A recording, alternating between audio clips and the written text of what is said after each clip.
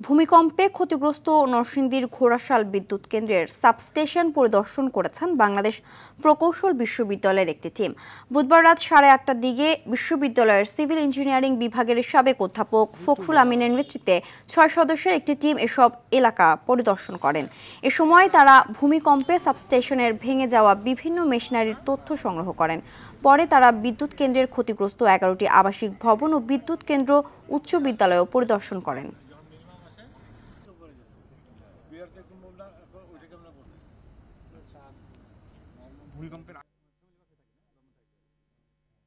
ব্রিকের তৈরিগুলায় আপনার পুরো ছাদের লোড, মানুষের লোড, স্ল্যাব সব আপনার ওয়ালের মধ্যেই আসে, ব্রিকের মধ্যে।